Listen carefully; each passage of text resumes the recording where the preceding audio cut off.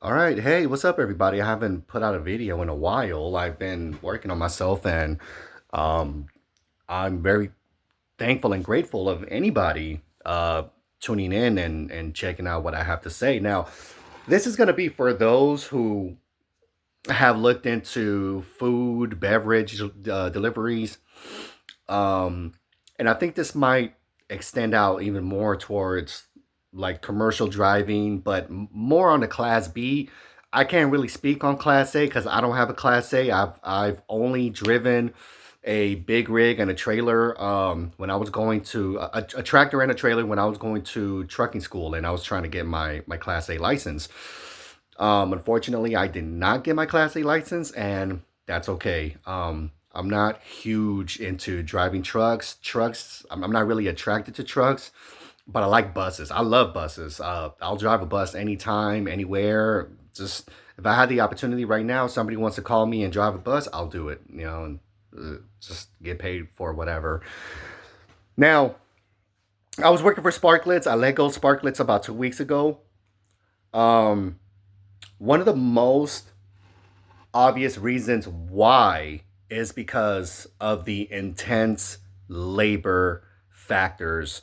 Um, I don't know if I'm saying that correctly. Like my mind is still like not all the way there, especially after working like 9 months, only for 9 months at this company, and my brain is still kind of like rattled because all you do when you come to work, you got to clock in early in the morning.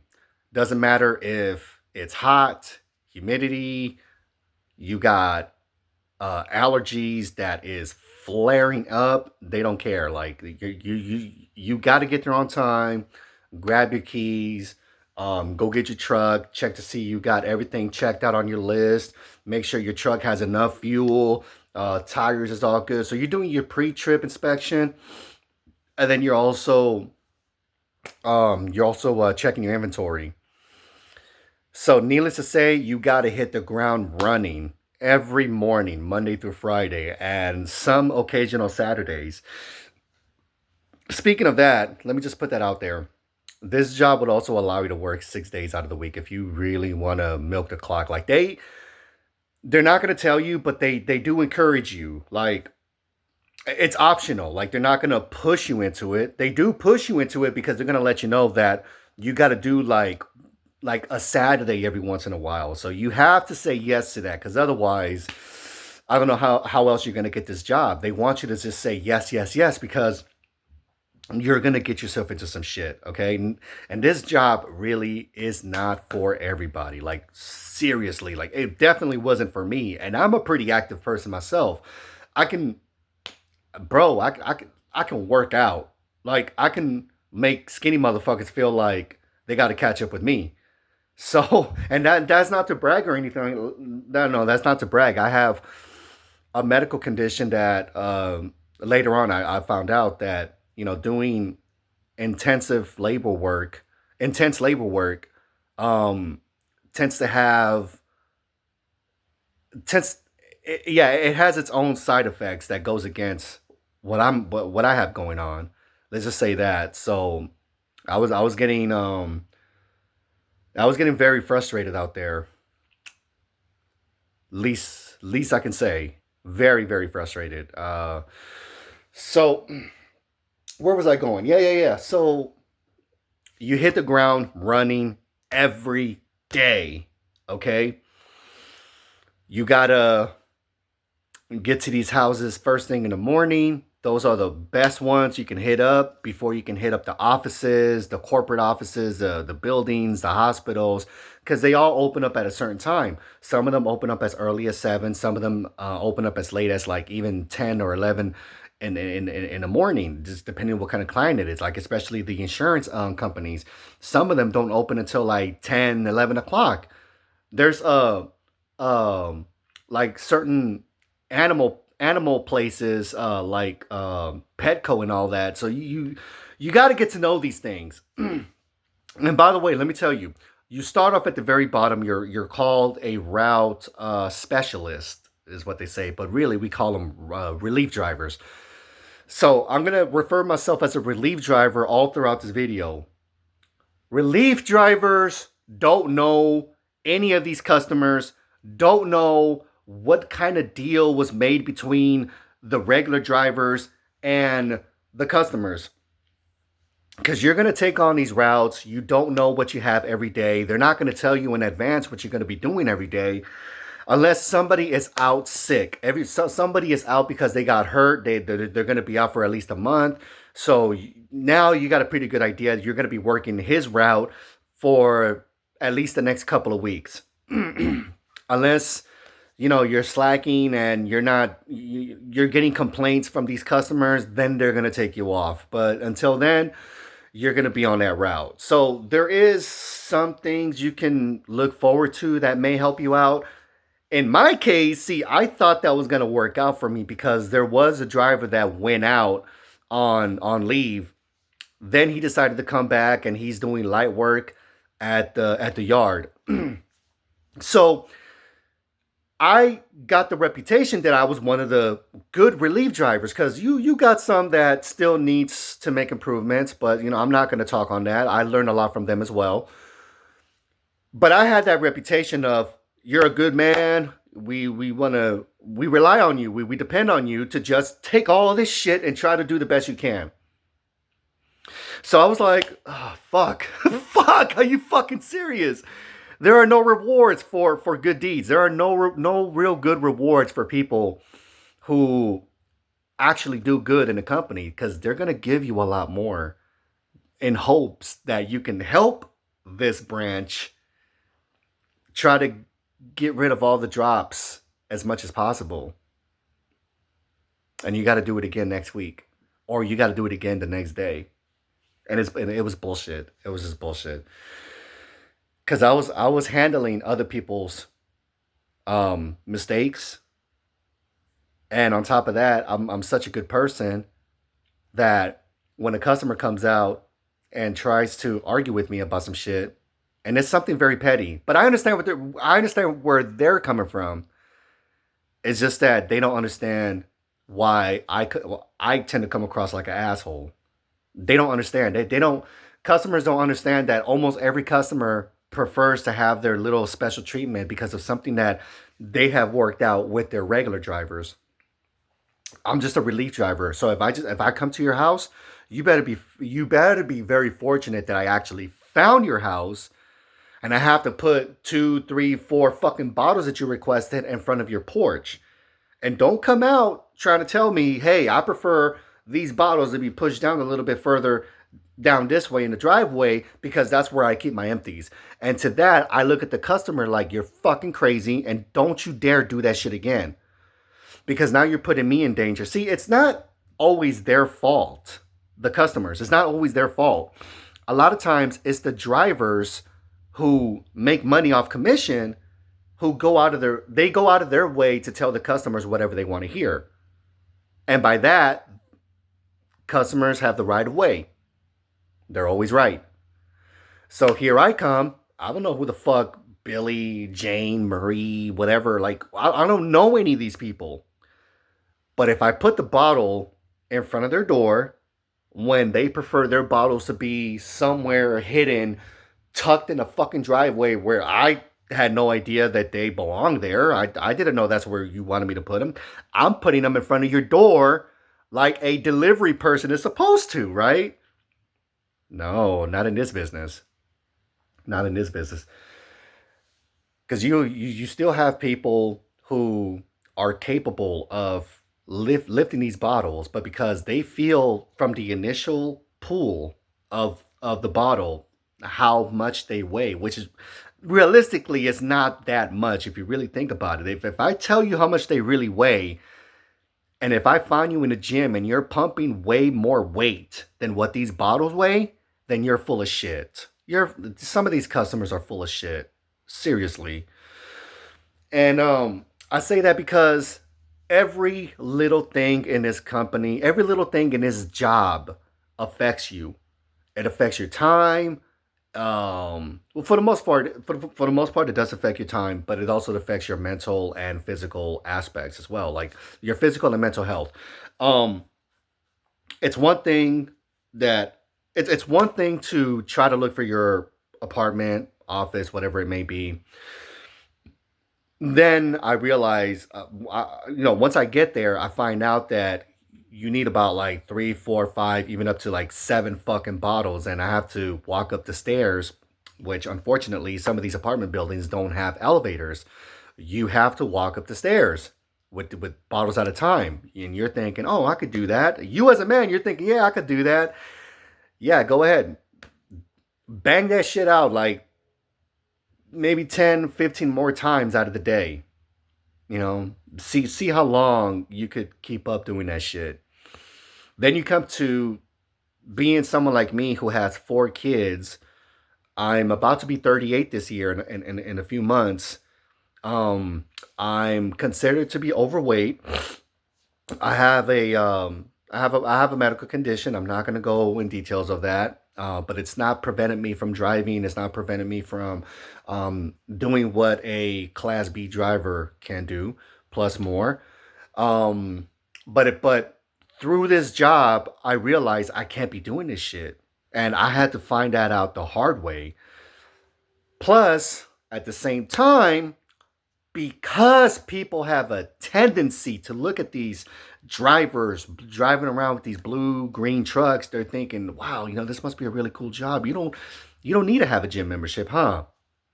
That's true. You don't need to have a gym membership, but you cannot compare the gym with this job or vice versa. It's two completely different animals.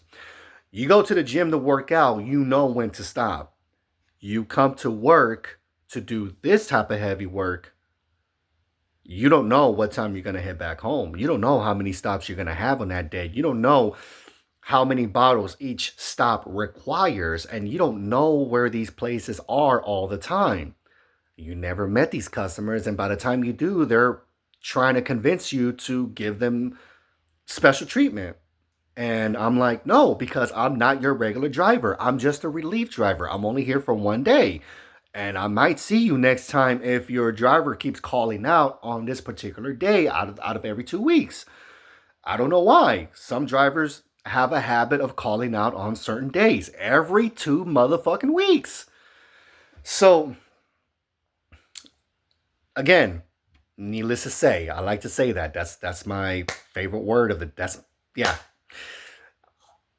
I increase my chances of running into customers who um, I don't know and I don't want to know, because the position that I'm in does not require me to be friends with anybody. The position that I'm in demands me to push out as much water as I can. And people don't understand that. And now I understand what Amazon drivers go through. Now I understand what UPS drivers go through, and anybody else that has to do with deliveries, overall deliveries. I understand the fucking headaches that these drivers have to go through, whether you're a commercial driver or not, whether you're pumping out water or you're delivering small boxes, some food, or you're going to store delivering pallets of fucking food and beverages and shit like that. I get it now. Because you're out there and you have to work on an average 12-hour shifts. And if you're a man looking for like a work-life balance, because you want to come home and still take care of your kids, you want to help out with some house chores, you're not going to rely on your partner to do everything on her own or on his own. So you feel bad. You start to feel remorse. It gets frustrating. You're annoyed, and most of all, you're very disappointed because of the fact that you thought this was going to work out. You thought that this good paying job that will also offer a affordable package for you to have your dental, medical, health, all that, like mental health, whatever. I don't know if I said that already, but whatever. You thought this was going to work out. Then fucking 2 weeks later, you realize, no, this is not going to work out. I'm not going to be here for that long. I know I'm not. But let me keep on pushing. Let me see what it's like during the summer. Let me see what it's like during the fall. Let me see what it's like during the winter, and then spring. Because you would think that the hardest parts, the hardest time throughout the year is the summer. And I'm going to tell you something right now. That may be true, but but here in California, specifically here in LA, since we don't have that much rain, but the times that it does rain, it's a your job is literally like at least 4 times worse for all the right reasons. And this is a true saying. I hear this from all these other drivers. I would prefer to work on a triple digit Fahrenheit type of day than to be working out there on a rainy day. Because during the rain, everything gets in your way. The cars, people not paying attention, your windows, your mirrors getting fogged up all the fucking time. And mind you, you've already developed a way of navigating through these streets. But on a rainy day, you can't do that. You can't drive the way you normally drive. There's no fucking way. You're gonna get into an accident, is what I realize, is what I'm trying to fucking tell you. You're gonna get into an accident, or you're gonna hurt somebody, or you're gonna hurt yourself, for sure. For sure, for sure, because I'm used to jumping out the truck, which you shouldn't be doing. And with these safety boots, that shit is not always gonna protect you. You slip and fall, you slip and fall. And I just hope that you don't hurt yourself. So it's gonna be almost like a 20-minute video, but if you're interested in knowing more about like the whole Sparkletts thing, see, like, I'm only doing this because it helps me, but it also helps the other person see the side that most of these drivers are not talking about. Because if you go to a regular route driver, a lot of them will tell you, yeah, this is a good job, this is really good, blah, blah, blah. And some of them will give you the heads up, like, hey, but if you planning on coming over here, you're going to have to start at the very bottom. And you guys have it the worst. Like, it's bad. Like you have to be there. You have to do the job to see how bad it really is. Like, words cannot really describe what I'm telling you. But because I have 4 kids and we just bought a house, I just bought a new car, and I thought I was making $30 an hour. Actually, the reality of it is, after your training, you go down. You go from making $30 an hour during your training down to 28 with no commission. Make that make sense. You go during your training, you're making $30 an hour, but after your training, which I think it was like after 30 or 60 days, I'm not 100% sure, but you go down to 28 and you're not making any commission. There's no bonus. A bonus would make a difference. A bonus will tell you, all right, Lewis, you did good, no accidents, you didn't call out within the last 3 months. I see you might have had a little mistakes here and there, but it's all good. No accidents. You didn't call out. Look, we're gonna give you an extra, like, even if it was like an extra 300, an extra 500, something that'll make me feel like, all right, cool. Like I'm getting a little bit more money. All right, cool. Like I can give this to my wife or somebody. Not somebody, but like I could put this someplace. And that's not the case. That's not the case. That's not the case. That's not the case. I got to give you guys that one. If you guys are worried about the money, you'll make some pretty good money over there. But it's a lot of intense work. And I believe you could do other things and get paid, if not that, maybe more. And if you're looking to get your commercial license, get a Class A. Don't settle for a Class B.